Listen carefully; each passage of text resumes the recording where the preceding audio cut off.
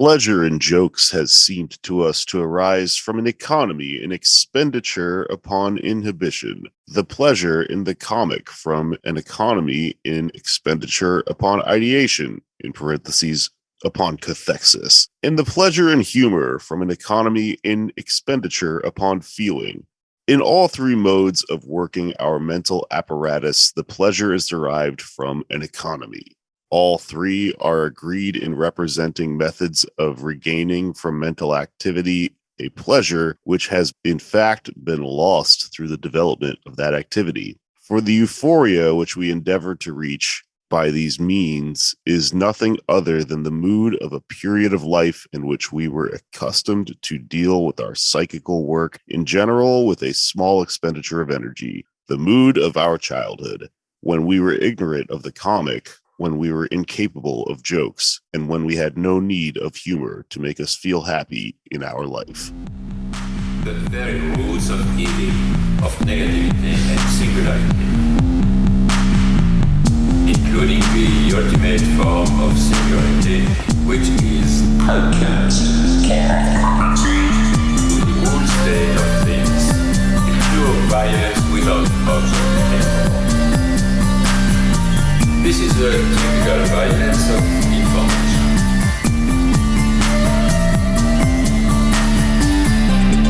It's violent because what happens there is a murder of the real, the vanishing point of reality. Let's not have a misunderstanding here. Thanks for joining us on this week's edition of the Machinic Unconscious Happy Hour with Cooper Cherry and Taylor Atkins. As always, we're sponsored by the People's Institute for Revolutionary Semiotics. Before we get started with our guest today, just want to mention we've got a Patreon at patreon.com/MUHH. Consider dropping us $1 a month or leaving us a nice review on iTunes. We are bringing back Jake Flores, 2018 ICE Comic of the Year, host of the Pod Damn America podcast, to discuss Freud's book, Jokes and the Unconscious. Welcome back to the show, Jake. It's been a minute. Thank you for inviting me back to discuss this hilarious joke book about comedy. Did you learn anything useful for your act? Are you going to make some Freud jokes? I'm going to read what I just read at the top. Show. Oh my god! Nice. I begin every one of my sets from now on, and the people will be rolling with laughter. It's kind of an Andy Kaufman bit, right? Just like start reading Freud and see what. Just read the whole book. React. That's your new act. Just read instead of The Great Gatsby. Read was it The Great Gatsby that he read? I think it was. Just read Freud's joke book, and you'll have them. You'll be a star.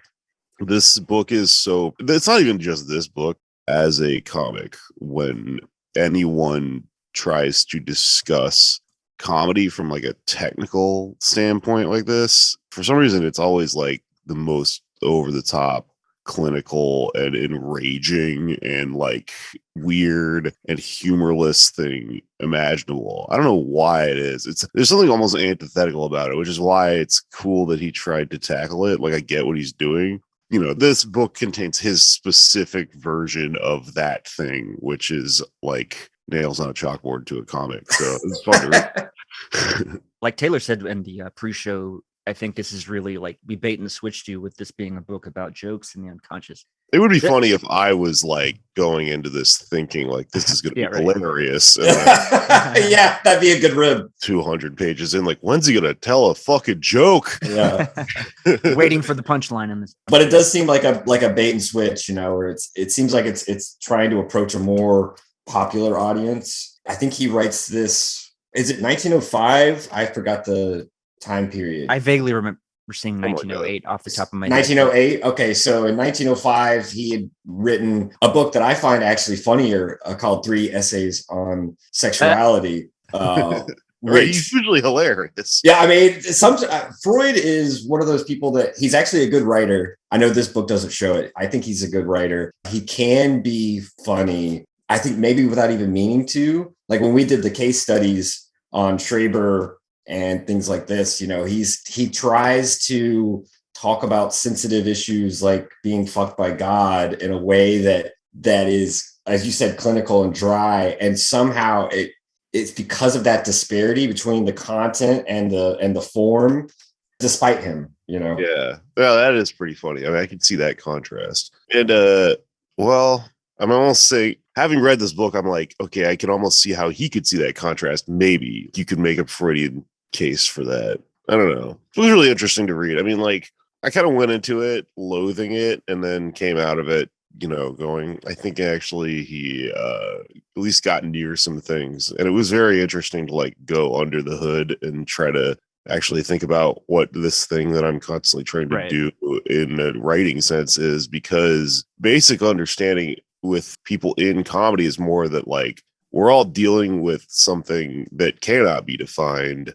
So fuck you for trying to define it. And most people get it wrong. I mean, especially like the thing, that modern comics complain about a lot is, I'm a shaman, I divine things, and these fucking stupid people from college are always coming in and trying to tell me punching up and punching down, right? And that's like completely reductive and looking at things in a, it's insulting to the fucking thing I'm doing or whatever. There's usually a lot of that going on when people write about comedy, but I don't know. I think I've got some tools that might work, having read most of this book.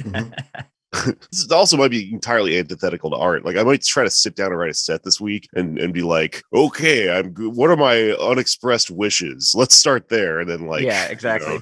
Like it doesn't work at all. I don't know. It's kind of like once you kind of see how a movie is made, particularly I think in editing and shit, I think in particular like reverse shot sequences where you see the people talking and you realize that those are probably they're not even in the same room at the same time, etc. It takes you out of it. It's kind of the same thing. Yeah, there's a saying I like, and I think it's misappropriated. I think it used to mean something else from like Maya Angelou or something, but somebody said it about joke writing once, which I really liked, which is you want to hear the song, don't dissect the bird. Just you'll kill it. You don't want to know what's going on inside of there, just hear it and enjoy it. But for this book, I think for me, the bait and switch was more like this book isn't about jokes at all necessarily. It's about Freud's exploration of this kind of hydraulic model of the unconscious. So like I was thinking about like a balloon, the unconscious is a balloon. Pinch the balloon in one area, right? That energy or that mass shifts elsewhere, right? So that's kind of what's happening is your unconscious is like this sort of amorphous mass and there's zones of intensity on your body, right? Your mouth, your ass, your genitalia, etc., right? And pushing that balloon in different directions is going to cause different reactions. And I think one of those reactions one of the arguments that he's trying to make is like there's a cyclical energy that gets built up, right? That gets dammed up. And then through the joke, that energy is released, right? Like, so you have this spike of intensity on like one side of the balloon, and the joke helps kind of distribute that energy throughout the whole of the unconscious so that it doesn't overheat, if you will.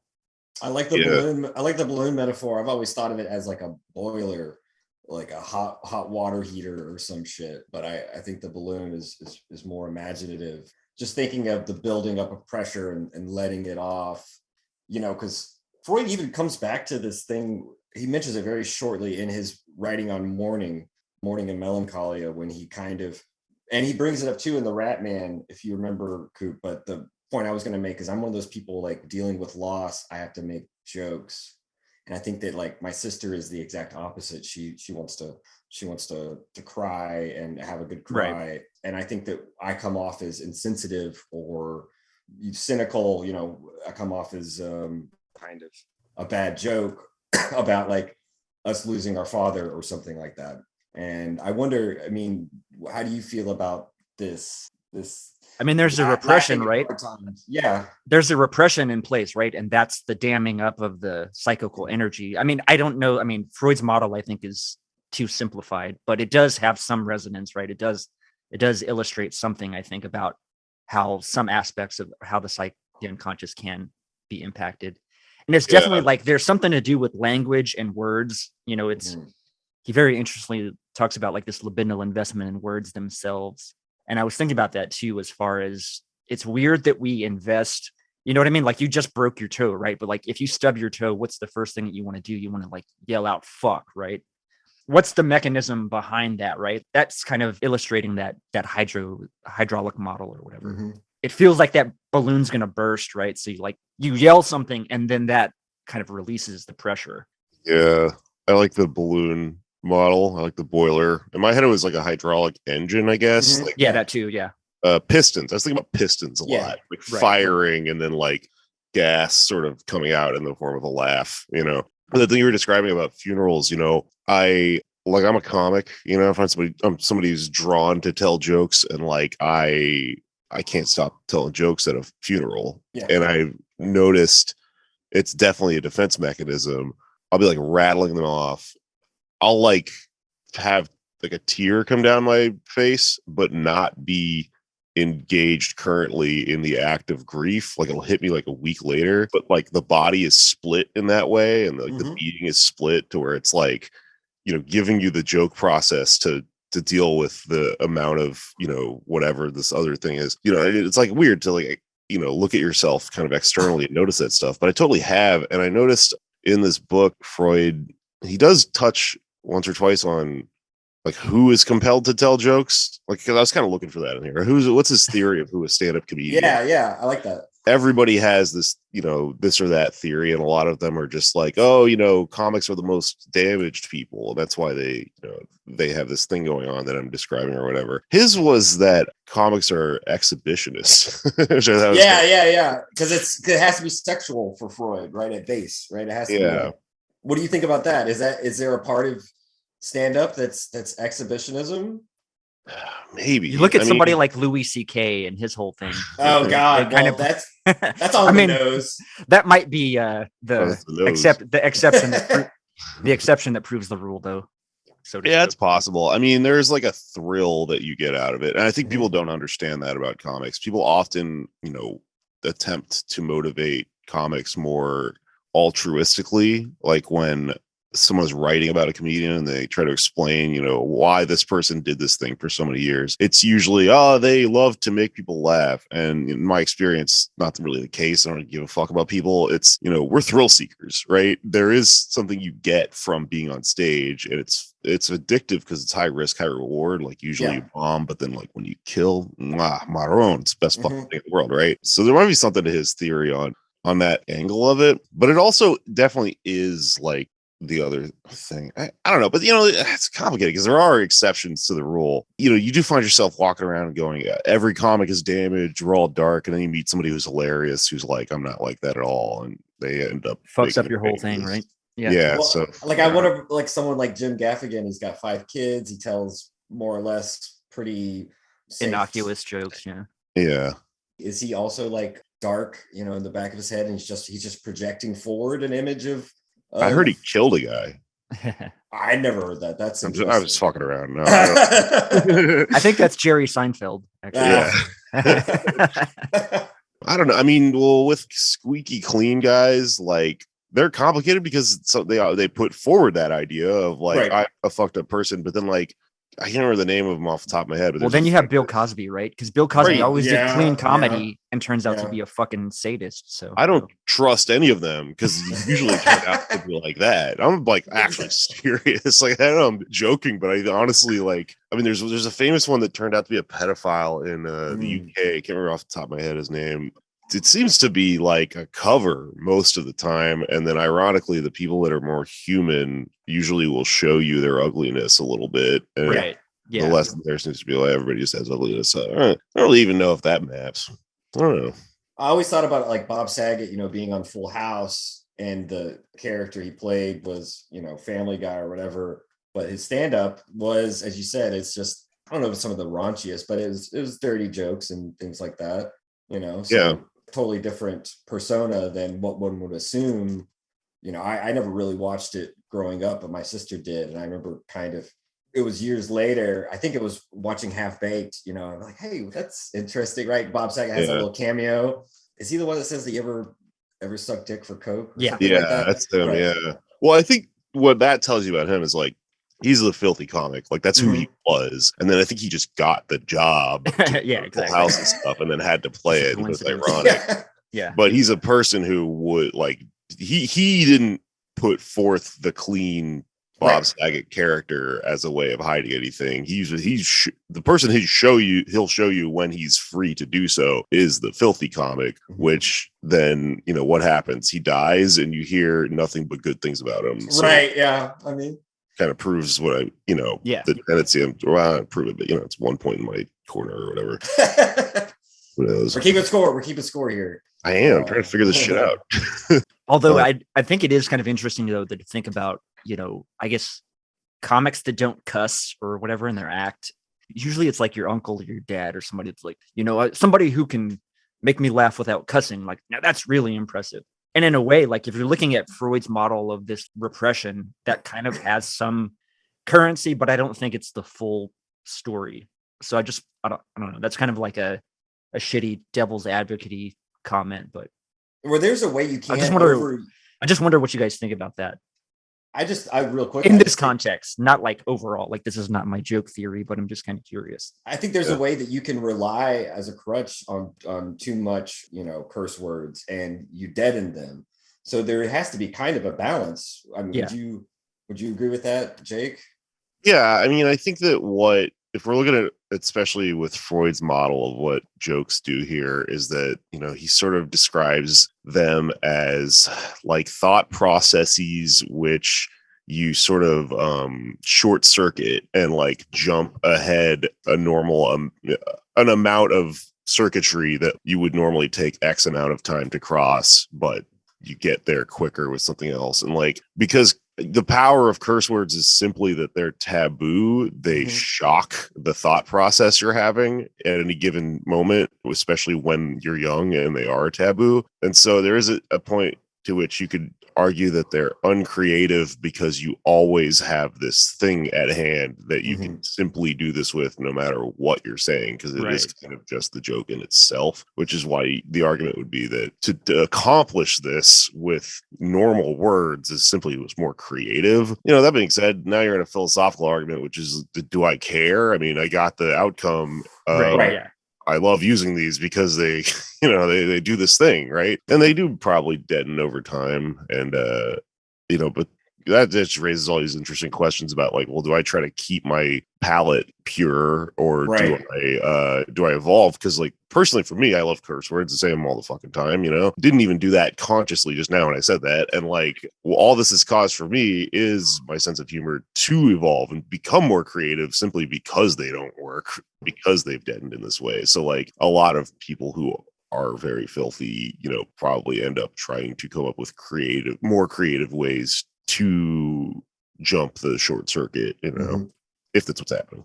And you mentioned palate cleanser. I mean, in between, you got to have like a space of cleanliness, the little ginger, so you can go back in for that to have effect. It's since we're on the topic of curse words, I mean, one of the most famous comics, almost like the comedian's comedian, is George Carlin, who kind of brought this to the fore and made it an explicit, almost like a meta commentary on comedy by talking about the banned words and things like this. Do you think that kind of, do you have any thoughts on Carlin and sort of what he was doing there, and if that's still relevant? Yeah, I think it's absolutely relevant that he figured that out and sort of zeroed in on something that was strange about curse words that we all interacted with all the time without really consciously thinking about. It's just one of those things that, like, if you stop and think about it for a minute, it's extremely absurd that there are forbidden words. Yeah, exactly. Right. Weird. I think he might have also loved curse words because they've performed this function that we're talking about. Yeah, there's like an absurdity and just in language itself, because of we get invested in this meaning that doesn't really map onto anything. So it's like when you kind of expose how absurd that relation is, there's probably some type of surplus humor, that whatever feeling that comes up or whatever. Yeah, I wonder if he was a Freud guy and if he he was a smart guy. He was. I mean, he read, and it's just that the problem with comics is that, I mean, I want to look at somebody like Carlin and go, I bet this dude read Chomsky and I bet he read all this stuff because he clearly has a political like an education underlying what he's talking about. But the other thing about comics is that they tend to consider their job in doing stand-up to be actually a thing that would be impeded if they did read about the thing they're talking about, because the whole point of being a philosopher comic like Carlin is to work out these ideas bare bones without references and without anyone else involved, just by doing like thought experiments and like logic puzzles and stuff on stage. So he might be approaching something. What would really prove like these theories to be true is if someone like Carlin approached them without having read a book like this, and then also come to the same conclusion. It might be in there. I'm not sure. I like the term philosopher comic. One of my favorite philosopher comics is Nietzsche, and Freud explicitly said he wanted to avoid reading any Nietzsche because he felt then he'd become biased, that Nietzsche might have already explored all the things he wanted to explore. And so Freud was a little bit worried about being prejudiced or having his thoughts kind of overcoded. And so there's something to that, this idea of, again, it's striking a nice balance, not necessarily trying to research too much. And which brings me to something I was thinking about too. I mean, since you obviously write your own material, you even said you're going to, write something for the stage. What do you have any occurrences with stealing jokes, or what are your thoughts on this whole notion? I remember, since we brought up Louis C.K., I think there was some controversy with him and who was it? Dane Cook. Yes. Do you have any thoughts on this notion of stealing jokes and plagiarism in comedic material? Yeah. See, the Dane Cook thing is hard to remember because it's 3 controversies ago with him. Yeah, exactly. Memory hold, but that's what we all originally kind of know this guy from, is because there was this beef about stealing jokes, which is so funny. I know someone who still thinks it's very important, and it's just so funny, like in life, being the age that me and all my friends are, having lived through history being alive again, and wars and pandemics and stuff. So some people that are still like, this is a huge deal, cracks me up, right? Because it's actually, in my opinion, not that big of a deal, because most of what's happening when someone tells the same joke as you as a comic is what's referred to as parallel writing, which is just that you found something that is actually generally funny to the public and to the your peers and stuff by sitting around all day thinking about things and then coming up with all of the angles you can come up with about something. And it really tells you how very little material there actually probably is that hits us in this way that represses and retracts and yada yada yada, right? The other thing about it is, I think that art and jokes, if you can conceive of them as art, are something that probably don't really perfectly function in terms of intellectual property. And we're getting away from Freud here for a moment, but like, that's fine. To me, and it's communal practice. And so trying to force it into a thing where you could even conceivably define someone as having written a joke all by themselves is a farce in itself, because whenever you create art, you create it on the shoulders of everyone who came before you. And when you make music, it's like, you play a G chord. Did you invent the G chord for that song? Right. No, of course not, right? We're all using pieces. You would not be able to write a joke without the community of other people you live in, and you also wouldn't be able to fucking tell it, because as Freud points out, that it only exists kind of between 2 to 3 people at any given time. Humor, I guess he describes as something that you could just sort of take in yourself, but then you're not buying and selling that experience, right? Mm-hmm. There's also people who do get caught, that whole series of events that involved Carlos Mencia, Louis C.K., right, and Joe Rogan and all these people who are now doing other things in the world.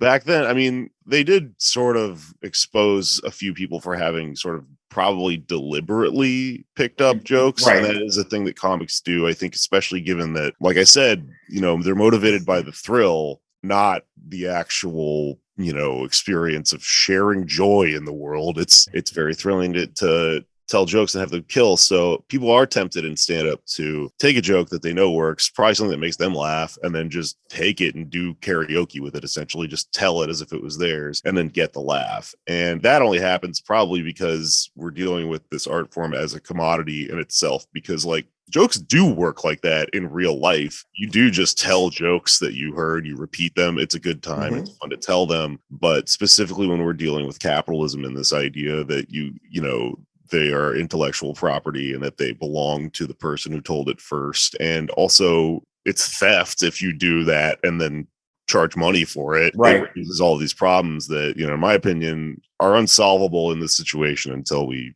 do the thing. You know what I mean? Wink, wink. It actually didn't get us that far from Freud, because in the technical section, he does say very much what you're saying about how it is a communal experience. And when a new joke takes life, it takes this life of its own and it spreads very like quickly. Memes too. I mean, you look at this in the terms of memes and it just exploded even further. A lot of the little theoretical elements here are really interesting. Familiarity being an element of the joke. That's kind of, I think, what the device within memes are, is the familiarity with the meme itself. Totally. And then you add that difference. So it's like it's using that contradiction between the familiar, or you're familiar with two things, but you can put them together and there's some type of surplus jouissance to doing that, or some kind of comic effect. Like condensation maybe happening between two things. I don't know. I have to leave Taylor to I kind of skipped the parts about condensation. Well, the condensation was just you already kind of described it really well. No, I was going to say unconsciously. Jake, okay, never mind. Well, I mean, in the conversation collectively, but Jake, the way you said it, I really liked it. Talking about it as short circuiting, right? Kind of like jumping ahead a few steps, right? And condensation works in that way specifically with. I mean, one of the first jokes he talks about are kind of these portmanteau words, which, like, Lewis Carroll was famous for this, with chortle, it's chuckle and snort, these ways of kind of cramming in more meaning in a smaller space. It's, again, an economic model of, saving time, saving expenditure of psychical energy, blah, blah, blah. But I like your use of the notion of short circuiting. And that's that notion. You may or may not know this guy, Slavoj Žižek, who is a philosopher who is kind of famous for his jokes, right? I love Žižek. Yeah, you love Žižek? Okay, good. Yeah, he's hilarious. So that notion of short circuiting, I think, is a good catch-all phrase for this notion of expenditure. Yeah, because it's like a drive circuit, right? Yeah. Don't Deleuze and Guattari get into something about who gets into the circuitry of desire? I feel like this is something we've discussed or I've read. Well, that's Lacan, that's psychoanalysis. That's, even Freud's talking about this. But Žižek, especially, with his jokes. And what's so nice is I like it when he tells a lot of the Eastern European jokes in the fall of communism. And he's very clear about how jokes a lot of times were being told as a way of, not just escaping the internal censorship, which is what Freud really focuses on, but bypassing these external censorships.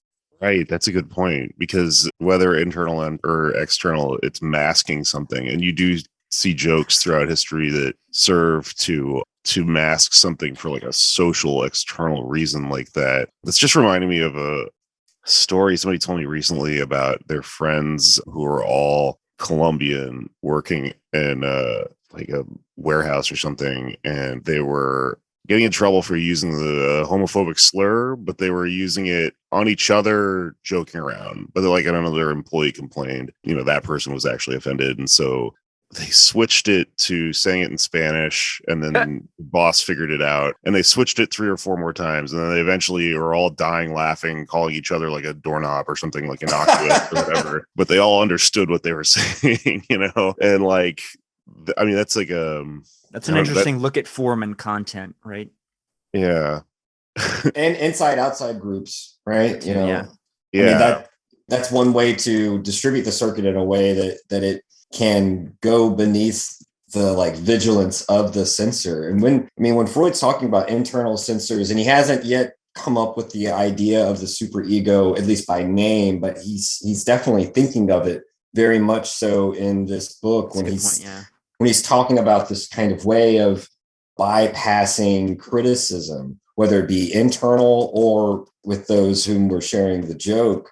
And the form of the joke is one way to kind of bypass that criticism. And this is what he'll try to do and link it to his theory of dreams, because what does the dream content do in its different transformations of the wish is to bypass that kind of conscious level of censorship that would balk at the audacity of the wish, right? And be able to disguise it, as you said, mask it. Yeah. I just thought of another really good example of that external version, which is just the Let's Go Brandon thing is kind of doing this in that the joke is that other people, I guess, ostensibly don't get what that actually means or whatever. So it's just like collective in-group, out-group thing or whatever. The same repression has to be shared amongst the group for the joke to work. Yeah. Right. I find it funny because it's stupid, but I think those people think they're really getting one over on somebody, which is probably an enjoyable experience. Yeah. Interesting how that works. The dream thing is really interesting, because so Freud got famous, had a big pop in his career writing the interpretation of dreams, and I think there's been some criticism of this joke work stuff. It sounds like he, had to write the sequel and, sort of just took a lot of the logic from interpretation of dreams and then made a direct one-to-one copy here. And, he's like, remember my old book? It's about dream work, joke work. That being said, I don't 100% think he was definitely right about what was going on in dreams either, but I do understand that he made a model, and I do kind of give some credence to, this is one of those things that's like, I will probably forever look at things, force them through the lens of Freud to see if it shakes out and makes any sense. And sometimes it kind of will. So there's something kind of to this. I mean,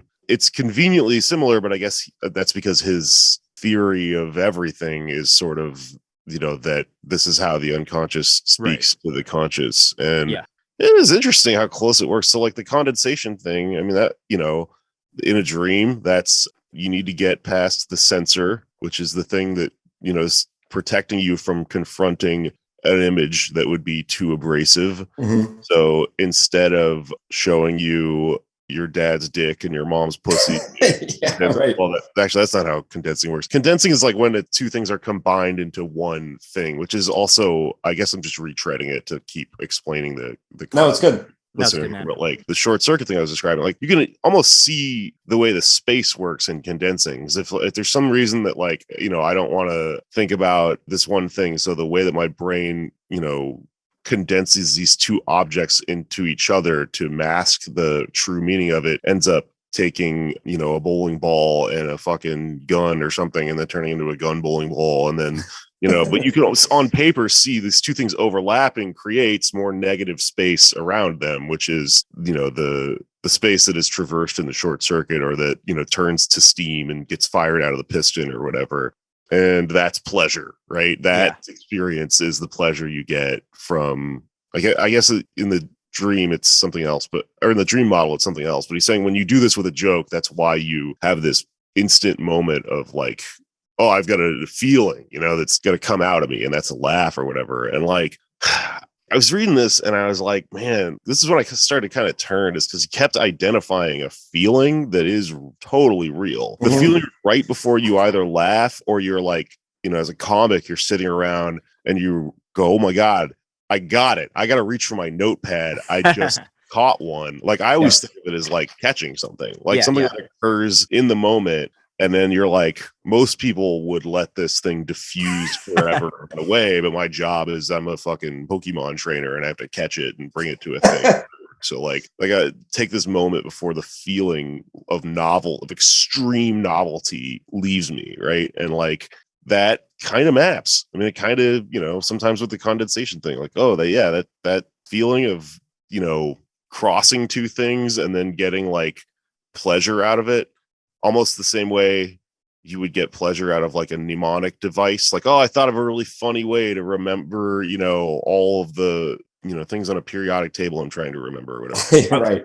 I've been relearning to play the guitar, and I've been, trying to go up with all these mnemonic devices because I don't have a lot of time left in my life. I'm 35 years old and going to die soon. So I don't have years to practice guitar like a 14-year-old. So I've been playing this guitar video game and stuff. And I've been, doing little exercises and stuff. And I taught myself to remember the order of the strings, E, A, D, G, B, E, by using the mnemonic device, eat a dick, God bless everyone. And it's like it's not the funniest thing I've ever written, but it's just made us laugh a little bit, right? Why does that condensation or that I don't know if that's condensation specifically, but that consolidation of information, right. why is that so pleasurable? Well, Freud has the answer apparently. I will be in the shower. If I think of a funny enough tweet, I will grab my phone and tweet that shit out of the shower. You heard it here first. That's how Coop comes up with his bangers. But yeah, he's right though. They just come to me. They just come, and then I've got to get it out quickly. Yeah. And there's pleasure in mixing up, and I think in particular, like for me, mixing up philosophy and smut for some reason. There's still some type of a repression against high. I think I even had a guy come into my replies one time. Sorry. A guy showed up in my replies talking. I made some joke about Foucault. I think it was something about Foucault getting fisted, and the gentleman was like, Classic. "I don't know what you're doing with philosophy, but you should do more work or something like that."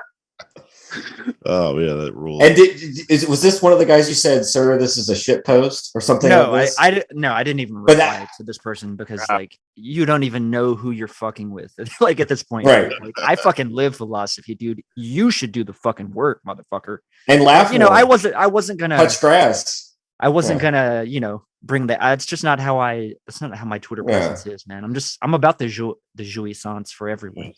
Yeah. I thought it was you.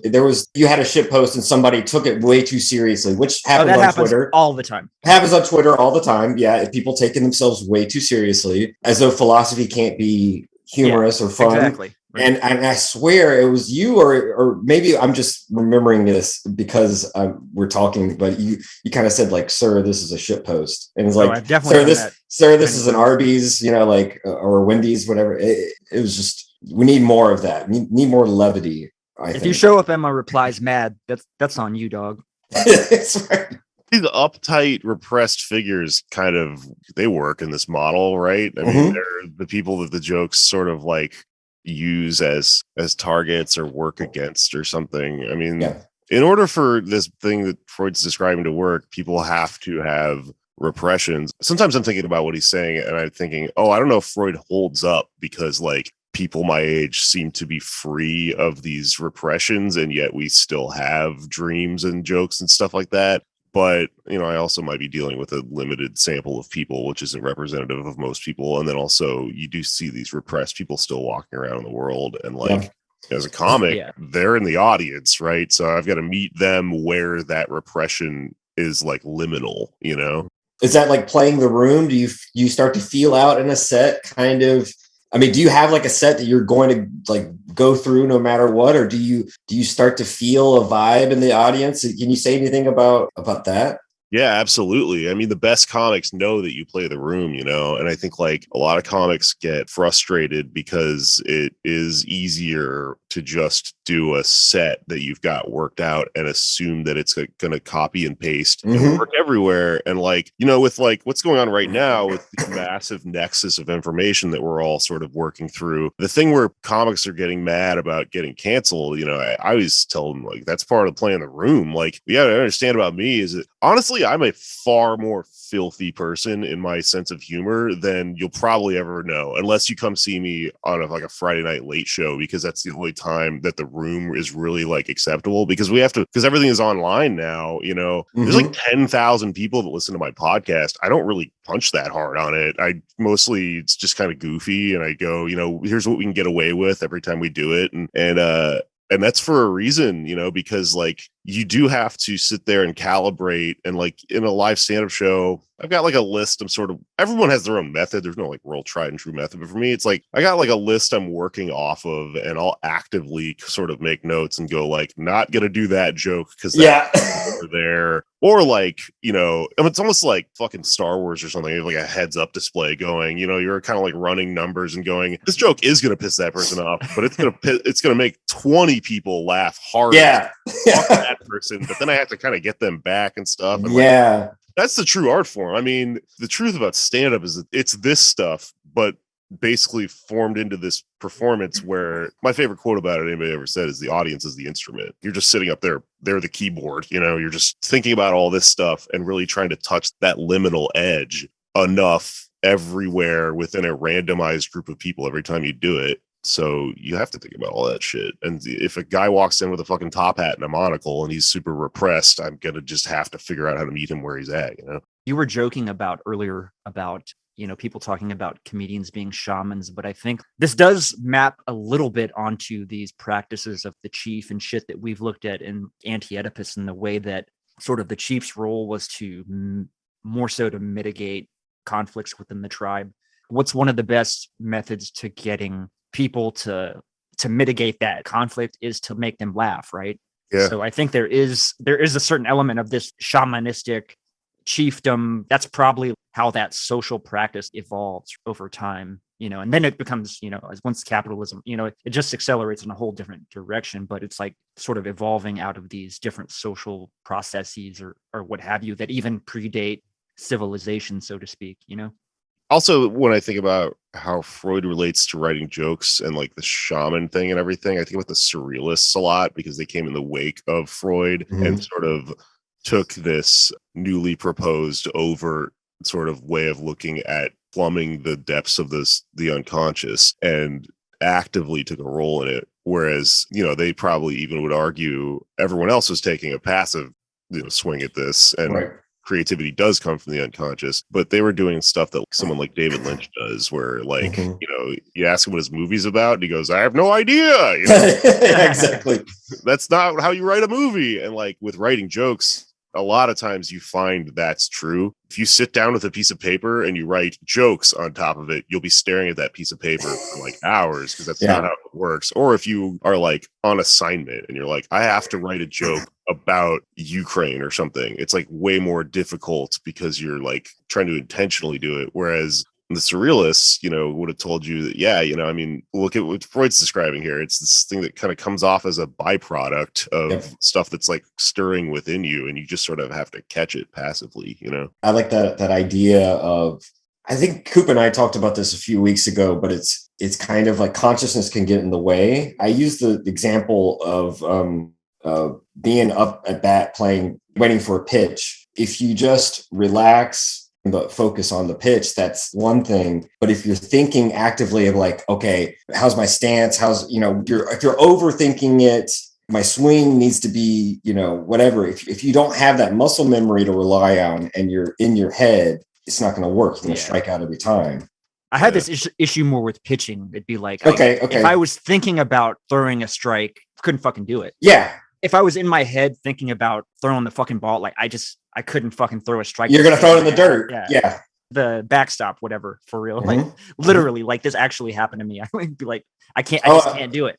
I remember a game. If I can't pitch that day, I can't fucking do it. Yeah. I just have to, I had to like start over the next day or whatever, I think you're right. If you have jokes written at the top, as you said, I love that, is you're going to be staring at a blank page. Another thing I've been thinking about during this conversation is like, there's a great joke on 30 Rock where Jack Donaghy, the boss man, CEO, wants to act and he's never acted. And so he's filming a scene where he's just supposed to walk down a hall and he like is moving his arms as he acts. And he's like, is this how I walk? But if you've ever acted, it's immediately like that. I mean, that's also what the skill of acting is like to try to work yourself out of that self-consciousness and back into the loose territory that exists.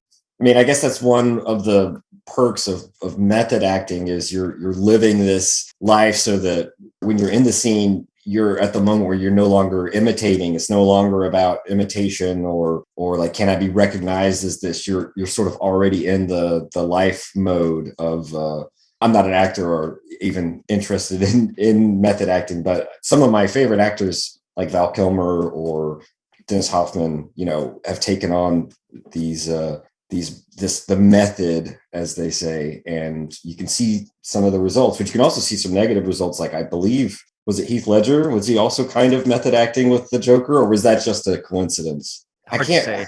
That's certainly attributed to it, but I don't know how much credence that I'd actually give to it. Certainly the mythology, Right, there you go. That's the mythology. How do you method act the Joker, right? I guess that would be That's, I mean, I don't know. I've been doing it my whole life. Not even kidding. Just turn the camera I'm on. not. Me. I'm not even joking. When I do the Joker, I don't have an internal monologue. That's the real me. I yeah. am being the Joker right now. No, doing it the way we're describing, you know. I wanted to go back to Jake. You fucking crushed that talk about condensation. I thought that was fucking awesome. Thank you. One thing I wanted to mention about that was, and Taylor, you can help me here, is it kind of reminded me a little bit. I just wanted to bring up, I guess, the concept of return of the repressed because it felt relevant, right?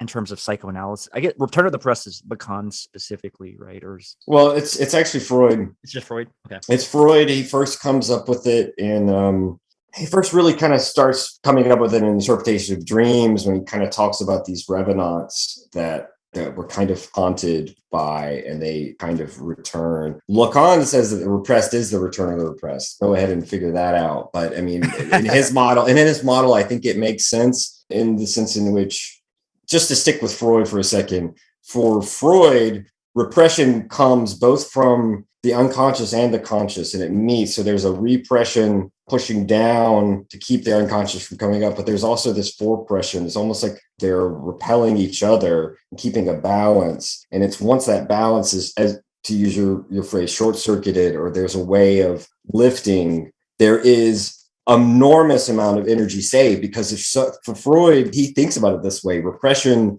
and forepression takes so much energy that to lift the repression, you have a saving. Now, and I think that it's in that saving, that surplus, that we can have returns. And for Freud, this is one of the reasons why he's kind of critical of jokes, at least on one level of this model, because for him, the joke lifts that repression momentarily, but it's almost like it doesn't lift it in a way that psychoanalysis could by working through. It kind of lifts it for the moment, but puts it back down and may even help to reinforce it, which is, I think of, are you guys familiar with like Carnival? Not necessarily in Brazil, but like in the medieval days, Carnival would be this kind of turning of the tables where the rich parade around as the poor and the poor parade around as kings.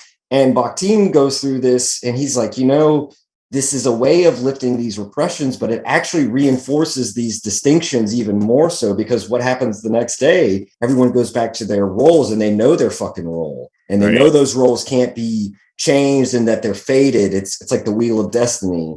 It's the purge. It's the reason they have the purge in the purge universe, is because it holds together what happens on the 364 other days of the year. Taylor, what about that and the Gayaki hunters, though, as a sort of counterpoint, right? Because they're kind of their songs, the songs of the Gyaki hunters, were their sort of schizoanalytic practice, according to Guattari, right? And it was to sort of the songs that they sang, right, were mourning their lot. So for Jake, the Gyaki, it's like a tribe in Brazil. So they basically, the demographics of the tribe were such that every woman had to have at least 2, sometimes 3 husbands, just based on the demographics. Not many women. Sure. Yeah.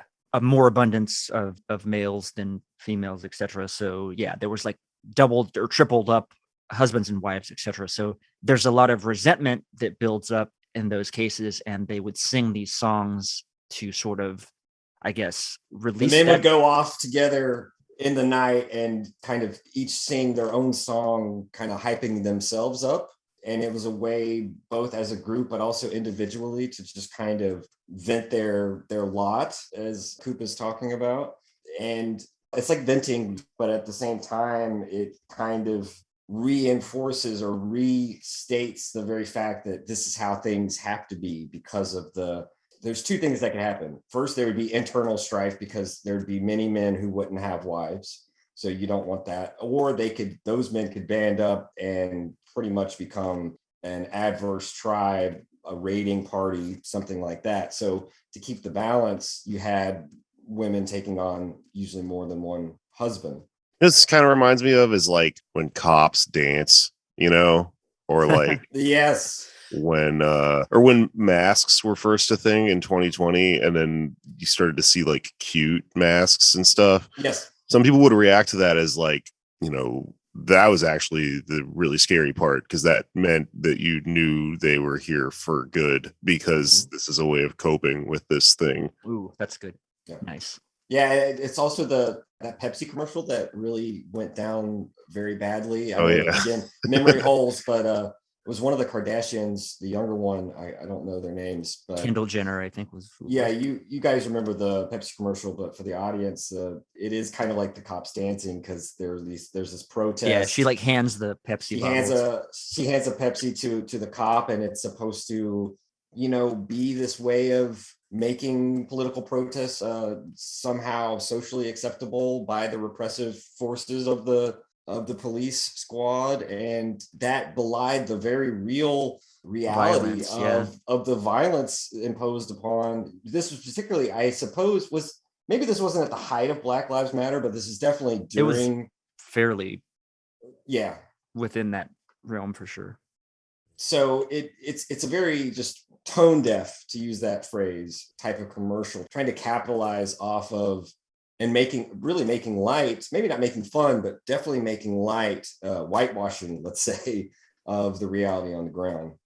Okay, what about the recent Super Bowl commercial where they had the fucking Dr. Evil talking about climate change, and it was a car commercial? I didn't see this, but hold on, I have to fucking pull this shit up because this is too. I can imagine it. Was it These like things are making me laugh. These are under Freud's model. This is humor because it's just a thing, and then I'm laughing at it. It's not like a thing. I guess we're retelling it to each other, kind of. Yeah, we kind of. They had a fucking. We're giving examples of jokes. This is going to telling fuck the up jokes, my browser history is wrecked for going to this Fox News link. We're going into joke analysis, right, Jake? So it's not as funny because we're reminding us of the jokes and. But it just reminded me, it's like a GM Super Bowl commercial about electric cars with Dr. Evil that's not even funny, you fucking sick fuck. That's fucking demented and sick. Yeah. Right?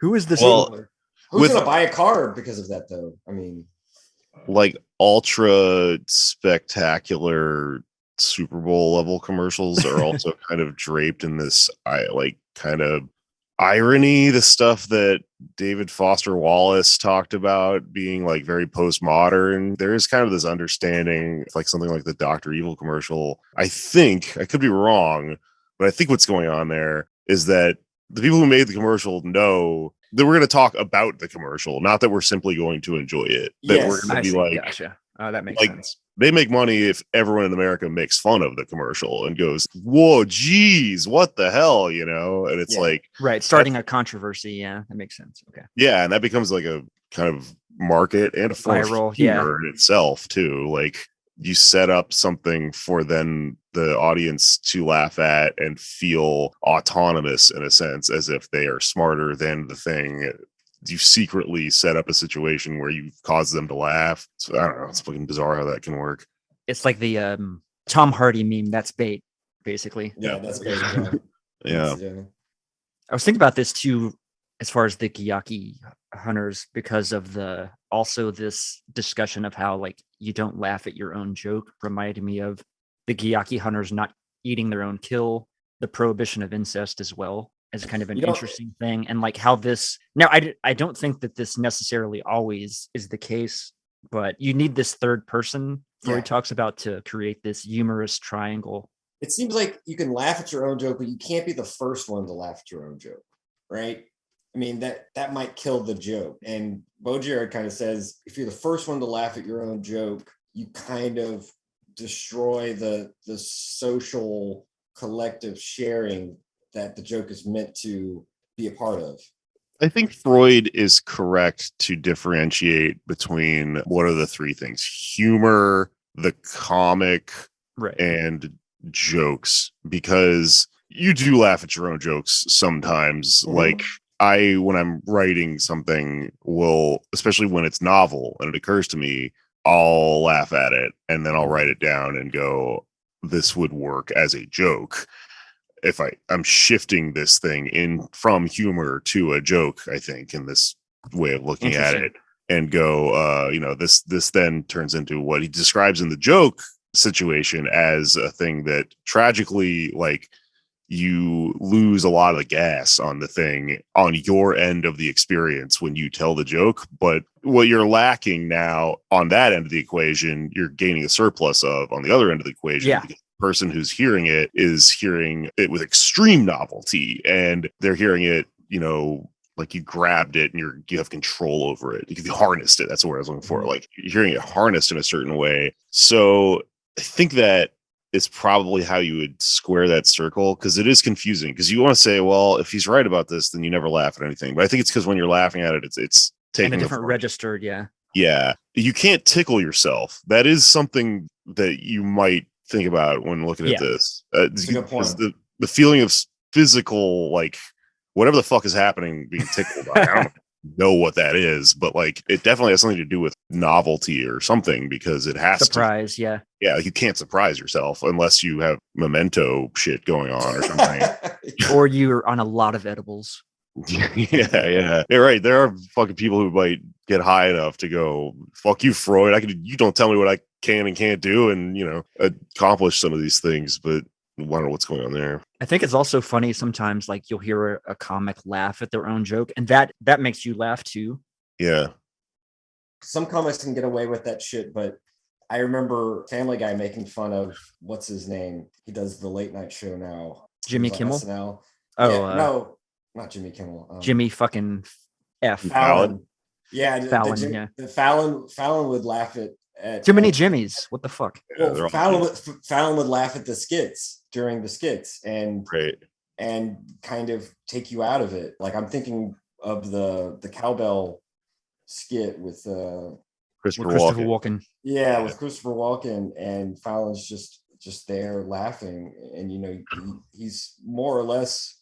Well, SNL, we can talk about its downfall, but that's an example that doesn't work. But I assume there are some comics that can.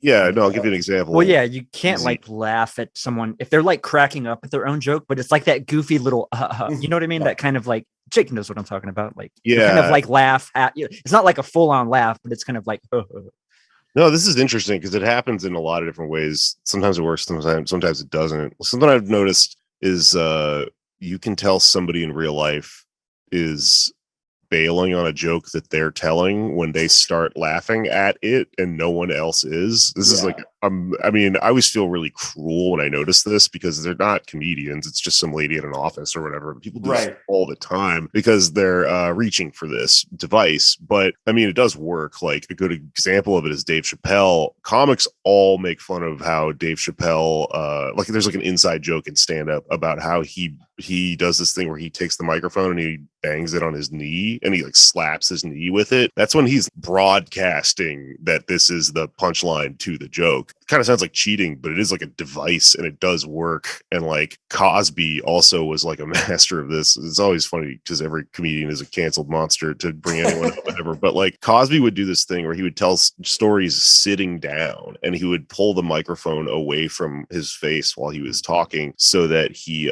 would become quieter and sound farther away. And then we got to this big ass climactic punchline of the story, he'd pull the mic closer so it became loud and slap his knee at the same time. And all of this stuff is like, it's like accessing like mirror neurons or something in you that make you empathize and suddenly start laughing with him, especially because he's speaking with such authority and control. So there's something to this, I think. I like that notion of kind of triggering the mirror neurons in the audience. That's a nice technique to. It's a little Pavlovian response. It's like you're right. It's like you're sort of conducting the libidinal investments of your audience with your little phrases, your little jokes, your little funny jokes. Technique is especially the word for it because it is like part of the craft and it's less intuitive to people. When it is intuitive to people, it's because sometimes being funny is intuitive to people. Some people are like really good at using it to survive or whatever. It is a skill even when you are using it in your normal life. And some comics even do the inverse where they tell a joke very flatly without laughter, and then that's very funny. Right. Yeah. But I think the thing to differentiate both that person and the comics I was describing from like a person who haphazardly laughs right after they tell their own joke is mastery over this part of trying to turn the humor register into the joke telling register or whatever, if that makes sense. Yeah, making that transition. Yeah. What I've heard from comics, I don't know a lot of them, but I just want your opinion, Jake.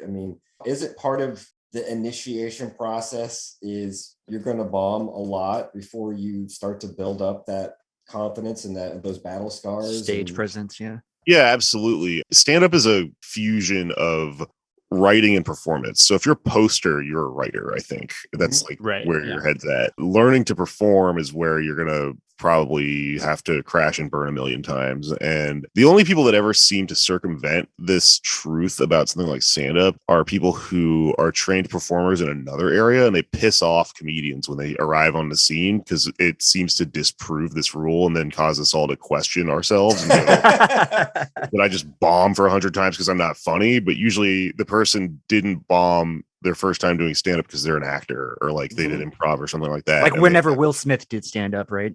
Well, celebrities do it, and they just also have the fact that not only are they skilled performers, they are famous, so people are just going to sort of, pay attention to them or whatever, regardless. So that's kind of what's going on there. But I do think that like it's important to isolate the artifice in some of this, and the point being that the humor or the comedy or whatever laid bare without the artifice creating a mystique around it that makes it confusing and hard to point out. Laid bare, you will see that what Freud is describing here, and there being, a lack of the stimulation and the pleasure you get from it coming out of the comic is true, as opposed to what happens when the joke is told to the audience, I think. I was thinking about this, and I don't know, again, if I'm going a little bit outside of Freud, but I could try to bring it back in. What do you think about the notion, the psychological motivation behind heckling? Is it to be a part of the show? Is it people just getting too drunk and needing, should have been spanked more as a child? Like one of my favorite comics who handled heckling extremely well was Bill Hicks. He'd probably be canceled today, but times change. I just wonder about, is heckling also a part of this initiation and bombing and hazing that comics have to go through?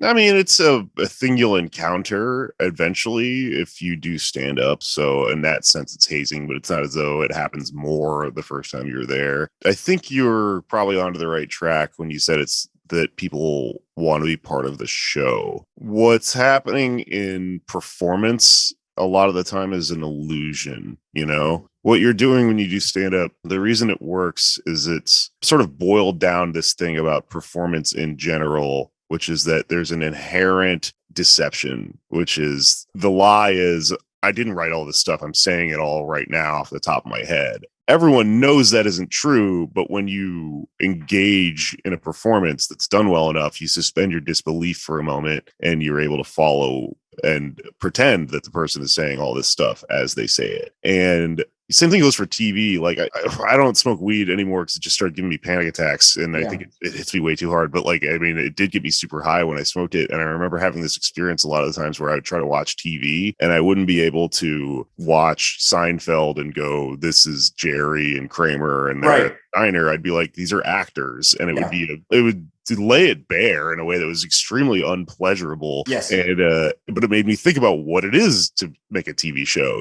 It's an illusion at all times, and it's kind of absurd if you think about how often we stare at a utterly box absurd, in rooms and like wonder whether the guy on the screen is going to make it over the Grand Canyon on his motorcycle or whatever, knowing it's, if you thought about it, it's all fucking bullshit, right? So like I think what's going on with hecklers is, it almost kind of is making me think of that thing in, I'm assuming you guys have seen Hypernormalization, the Adam Curtis documentary. No.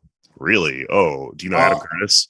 It sounds familiar. I've seen some of it. Yeah, I know. Just I know give me what the you're talking rundown. about. Yeah, give me the rundown. Ooh, okay. Well, you guys definitely should check out Adam Curtis. He's a documentarian who sort of is in this wheelhouse. He deals with a lot of, philosophy and stuff like that, and psychoanalysis and all sorts of things, and creates these grand theories of what's going on over history and stuff. And he puts really weird, cool music in his documentaries and has access to all this BBC, what do you call it? All the archives. So he makes some visual collages and shit. Super popular on the left. People called him like the left's. People have called Hypernormalization loose change of the left because it just radicalized so many people in like 2016 because it came out right before Trump got elected and stuff. But he talks about this thing that happened where somebody did an experiment where they created this is like in the 70s, I think, like an early computer program right around the era of neoliberalism sort of becoming, into existence. And all it was that if you sat down to this computer and you said hello to this thing, it would know how to say hello back. And then it would say, how are you? And it would start asking you about your day. And then more and more people became able to like become tethered to it.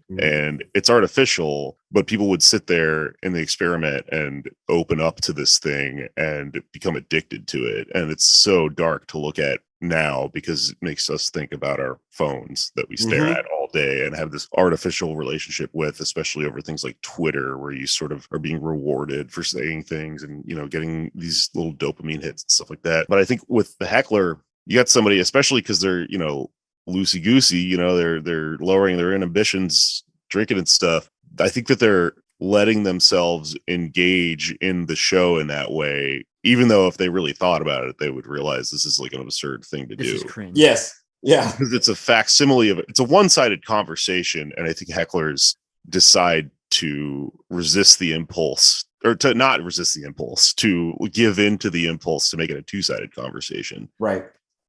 There's a whole exhibitionist thing, I wonder. That's true. It's a counter exhibition. Right. Yeah.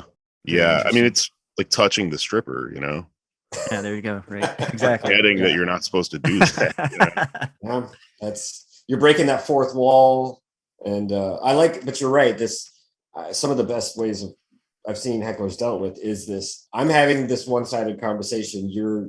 This is not your hour or 30 minutes or whatever. But you do have to remind them, like, exactly.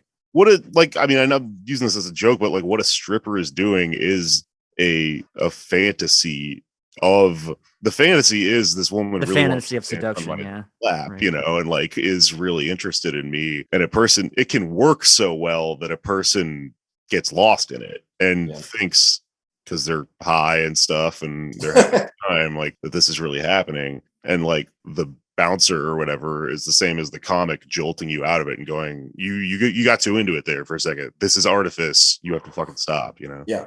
I have a question for you, Jake. It's totally off topic as far as Freud goes, but just kind of curious because I'm sort of a neophyte, I guess you would say. What is anti-comedy? And I asked this question specifically because last weekend I went to the Creek in the Cave and I saw Stavros.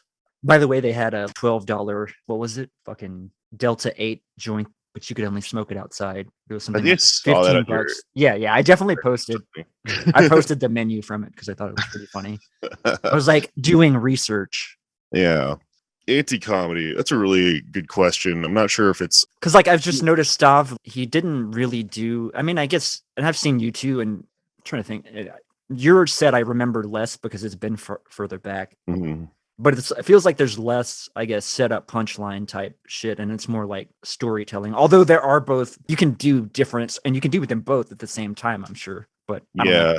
Well, I would say setup punchline comedy and like storytelling comedy, that's just a difference of long form or short form. Anti-comedy is usually a term that it refers to people that would approach comedy with a sense of irony and sort of make fun of comedy while doing comedy. So, there's something very vulnerable about doing stand-up. So in the hipster years, in the years when everyone was wearing the little glasses and the plaid shirts and everything, and there was some sort of massive phenomenon of postmodern disaffectation happening among young people would come to open mics, and like me and my friends would be, these young, drunk, sort of karaoke crowd type of people that had bonded over the nature of doing an open mic, which is vulnerable, almost like trauma bonded with each other over like having engaged in this thing where you all watch each other bomb and you all,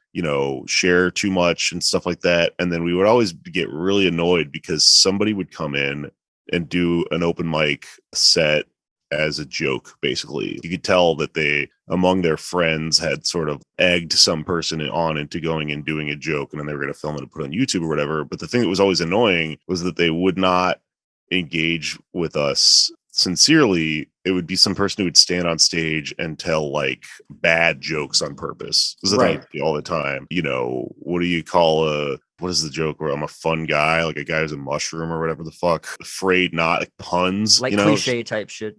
cliche. Basically the shit that I do on Twitter. Bad puns. Yeah. Yeah. And it's like bad puns can be fun too, but the Yeah, way sure. it was the way that they approached it, which is that like if a joke didn't work, they'd have this air about them of like it wasn't supposed to work because I'm making fun of comedy, right? I'm not doing comedy, and like I'm above it, right? And so I'm not included, and I'm excluding. I'm above it all. Yeah, I see that. Like a meta comedy. Yeah, it's very meta. But that being said, I mean, I think the ultimate anti-comic is Andy Kaufman, and I love Andy Kaufman. So like there's some level to which, you can, I don't know, it's a hard thing to see. What's interesting here too, right, is there's kind of a repression at work, right? It's like you're not doing the thing that you're supposed to do comedy almost. Does that make sense? Yeah, it's a total repression. That's what was so fucking annoying about it. Those open mics I was talking about. It was like, the person saying, oh, you shouldn't do this or that or whatever. But that being said, I mean, comedy itself as a art form is, it is playing with all of these things. That's the art form, is playing with all these dynamics and stuff. Yeah. So it's almost like an artistic movements where like everyone's doing ultra realism or something. And then like if something comes about and causes someone to flip the whole thing on its head, you do have to kind of hand it to them. There are great examples of people who are, I mean, Tim Heidecker, like Tim and Eric are kind of like that. I'd say that this recent special that Tim Heidecker put out is probably anti-comedy. He did a special basically just as an edgelord and did it badly and like did an hour's worth of what it's like to watch some dickhead who, thinks who's basically a reactionary and like does not really have a sense of self-awareness and, is therefore a bad comic because he does not edit his jokes or think that they're bad or anything at any given point. He did a whole special like this. I watched it. It's mind, numbing to watch, but I appreciated it because it was a commentary on this thing. I'd call it anti-comedy. I don't know. I mean, that's kind of like what Colbert was doing with the Colbert Report. Right? He was playing that character, and everybody knew that he was playing a character, but everybody, there's some he still got some people, but yeah, I don't know, man. If you're getting got by the Colbert Reporter, I think he was doing you're not going to make it. Satire. That's what I'd call that. But you're right. It's really close. Parody, satire. Yeah. Yeah. I don't know. Kaufman's a great example of this. I mean, like I said, just go up and read Freud's book, and there's something anti-comedic in, or any book that you were talking about, the intellectual, exploration of how jokes work. As you said, they always come off just as so fucking cringe. There is a way that you could turn that into anti-comedy without it being the arrogant comics that you hated. Kaufman kind of committed to doing his performances, whatever you want to call them, right? Because since he, I don't know if this is true or not, didn't think of himself as a comedian. But one of my he might have thought of himself as a performance artist. Yeah. Kaufman, you couldn't do this today, but in the 80s, when he and Jerry Lawler and Memphis Wrestling had their beef, Kaufman gave a sort of legitimacy to wrestling, or at least got it over this act of feuding with Jerry Lawler and the neck injury and the David Letterman spots. Because I still watch wrestling, and it's gotten worse every year, but there are still some, especially the heels, the bad guys in wrestling, that are able to play a crowd in a way that makes me think of a comedian reading a crowd. And The Rock, for example. The Rock did, yeah. He was one of the best. His whole shtick was fantastic. Yeah, but The Rock was a cool guy. I mean, he could get heat, but you never really hated The Rock, right? I guess that's true. Yeah, that's kind of what I mean. Like, there are some heels that, like Flair. Flair was far more hateable, but he was hateable, but still cool as fuck, right? Because you wanted to be. I don't know. When I was a kid, I hated Rock. Okay. I hated Flair. I loved Sting, and he would always fucking steal the match. But you kind of want to be. You wanted to be Ric Flair because he was the jet flying, kiss stealing, wheel dealing guy. I mean, but there are some really shit heels that know how to piss off a crowd, and I wonder if there's something similar in that aspect of the spectacle of wrestling.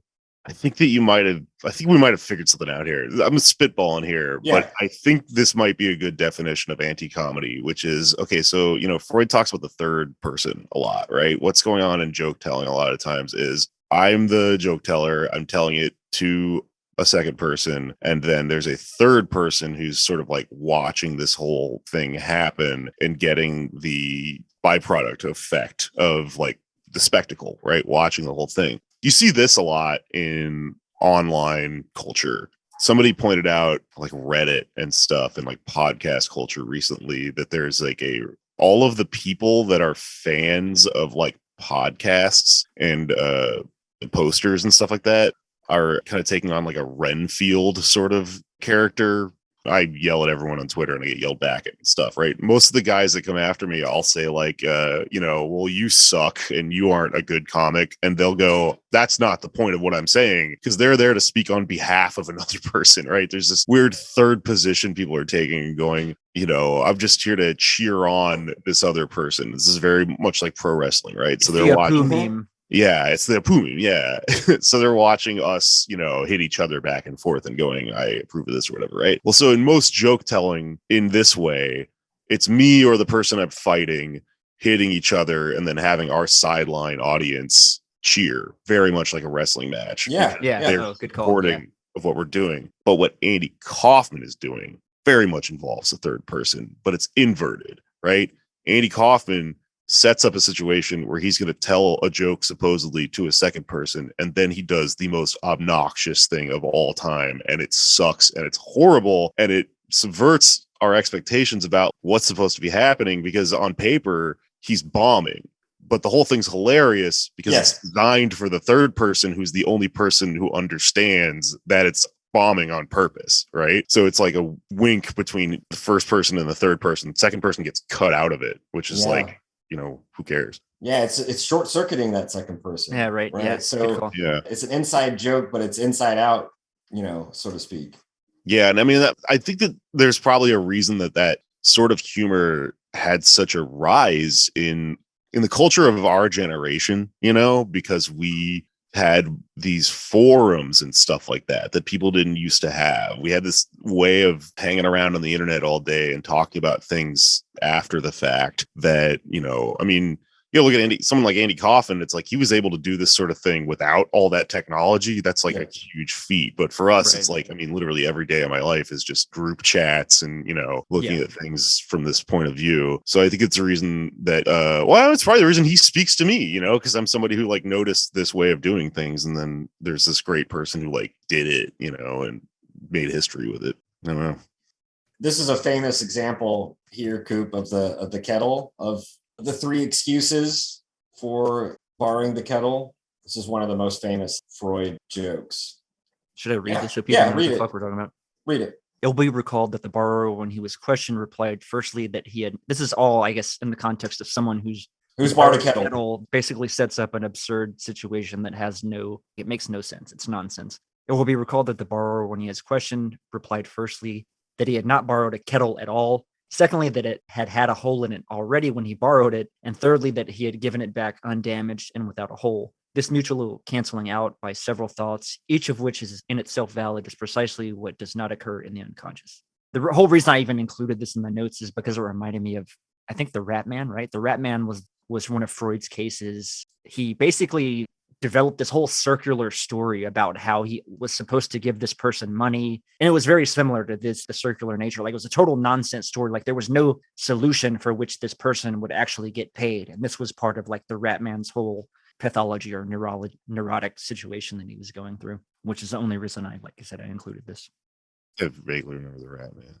I guess it's interesting to think of what he means when he says this does not happen in the unconscious, is that the canceling out wouldn't happen in the unconscious. I think that's what he means. That all these different contradictions can exist in the unconscious at the same time without them canceling out. Oh, okay.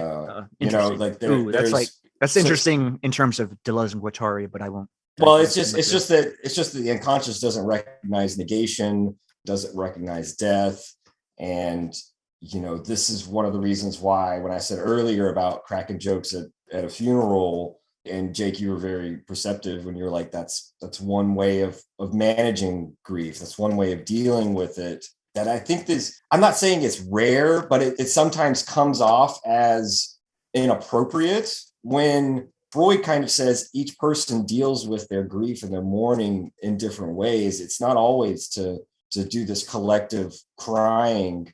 And even though that can be cathartic, and that is more common in our culture, cracking jokes and making Well, I mean, jokes. I think that's precisely the dialectic, right? It wouldn't have the, I guess, libidinal expenditure, or if there wasn't that repression against, right? That's what makes the release possible, is the tension, is the dialectical tension between these two sides of the hydraulic model of the unconscious that Freud's always talking about.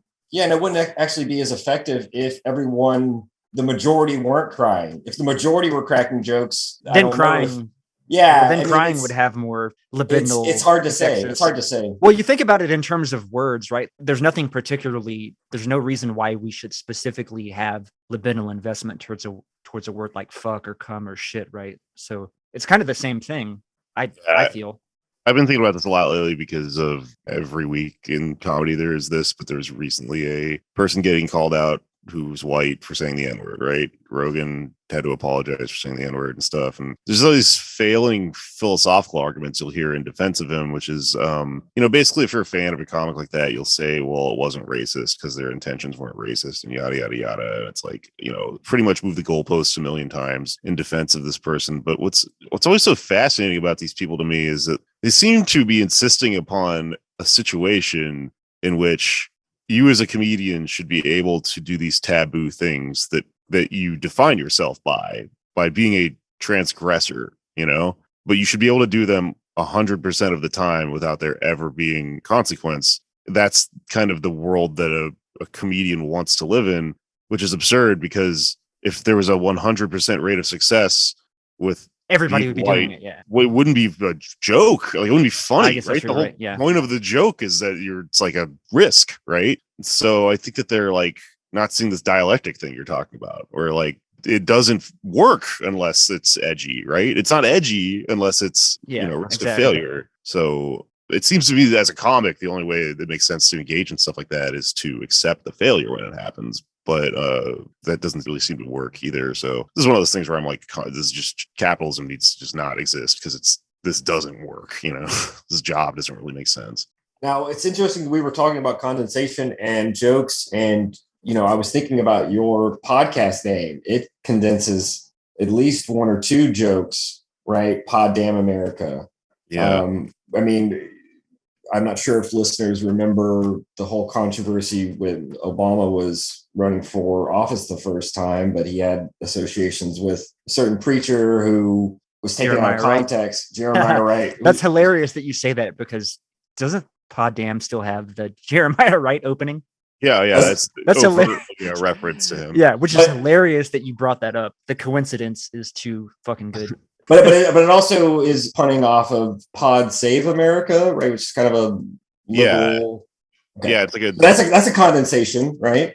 Yeah, it's kind of it's like, I think there's three things going on there. It's like triple condensation. Yeah. Okay. Which is, a $10 word for a pun, or like a play on words or whatever. It's a little corny even at this point, but it's clever. But that's functionally what it is as a joke. Yeah. It's condensation for sure. What's the third thing then that I missed? Just that it's a podcast. I mean, because you okay. One way, like if Goddamn America didn't exist, the sermon calling a podcast Pod Damn America would just be a condensation of this is my podcast and Pod Save him. Wait, no, maybe not. Maybe I might be getting that backwards. All right, well, yeah, I see what you're saying. There's definitely some connotation going on there. It would just be an inversion of Pod Save America. It wouldn't have that extra benefit, and it may not be as funny then. Yeah. There's a really good, this is like so much internet humor is just that, like people's handles online, or just you came up with Chairman LMA Ow or whatever the fuck. But that's funny. There's a podcast I like a lot. It's about the service industry. It's called FOH, which is like my favorite version of this ever, because FOH, if you work in the service industry, means front of house. Mm-hmm. Or fuck out of here. It also means fuck out of here on the internet, which is an insult, which is a thing that you would say if you worked in service industry, probably. Right. Right. Exactly. That's great. I really love, my favorite thing is to put 3 or 4 different levels of joke into the pun to where, depending on who reads it, they're getting one element Yeah. at least. Doing a lot, and I don't always get it. That's another thing Freud talks about, right? Is how something's more pleasurable when you like are getting the reference in the thing. And like really where I came around reading his take on jokes like that is that stuff like this is stuff that I've arrived at personally as a, a comic and a comedy writer and stuff. It's also stuff that like the history of comedy people have sort of isolated. Like I remember reading a book about how they write The Simpsons. It was written by a bunch of old Simpsons writers. And like one of their philosophies was that they wanted on a couch in front of a TV, anyone watching The Simpsons, they wanted there to be able to be like a child, an adult, and an old person, and all of them laugh at a thing for like different reasons. So a lot of jokes on The Simpsons are physically funny, which would be funny to a kid, and they're like maybe is some, timing thing going on that a more sophisticated person like an adult might get. And then like for I guess the older person, the example they used anyway was that there's all these references to like radio plays from the 1960s and stuff. The topical humor jokes, and like really obscure references and stuff. But those, if you're watching a show like The Simpsons and you get like a joke that they make about naked lunch or something, and you're the only adult in the room that has read that or knows who William S. Burroughs is or whatever, there is a feeling you get, and Freud describes that like it's directly proportional to how hard maybe it is to get, or like how much you think you're the only person around that got it. There's a quote about when he talks about that, there's like a quote about like, laughing hardest with yourself or something like that. Yeah, right. It's the I understood that reference meme, the Captain America thing. Yeah, this is what my whole shtick on Twitter is based upon, getting exposing the business, Taylor. Exposing the business. Hey, well, and having known you and gotten to know you more, some of that has rubbed off on me. Yes, I've had a deleterious effect on you with my. But I try to keep my own humor. Just I try to keep it separate. I don't want to plagiarize Coop's gimmick. You've kind of like danced around it a little bit, but I think expectations are a big component of comedy, right? Misdirection as well. It's like that's kind of like the whole model, like whole point of the punchline model, right? It's like you get people going a certain way and then you flip them, and that surprise creates the expenditure of laughter somehow. But it's still operating, I think, on the same like model, but it's a different, like he talks about this too, but we haven't really mentioned much about that. I think about one of the first jokes I heard as a kid was, why did the chicken cross the road to get to the other side? You have in the joke structure an expectation of something unexpected, and then you get the expected. And it's almost anti-comedy there, right? It kind of subverts the model itself, but I'll let Jake answer. Let's bring it back to his model, because we're talking about comedy and you can get all over the place with that. But like even I was just thinking that thing I was just saying about references, like I feel like I should put that through his model since we were doing a podcast about him and his idea of jokes. So like what happens when you are recognizing that you are the only person in the room who gets a joke about naked lunch on a TV show that is making a lot of other people laugh, right? Well, I think the space, the surplus that's being expended there is you're realizing in a smaller group of people, we could just speak in this reference to naked lunch that we would both understand, but we can't because there's other people around who wouldn't get it. So I'm feeling pleasure in imagining for a moment a world where that becomes like a signifier the same way that like let's go Brandon or whatever the fuck does, it's become shorthand or whatever. With jokes, there's this thing that he described that I thought was really interesting and made a lot of sense, which is that in a joke, you have a line of something that holds the person, an amount of the listener's attention to a degree that they then do not notice the contradiction that's happening like behind it or something. And if you can, and that's misdirection in jokes, right? Misdirection is like kind of understood to be an inherent quality in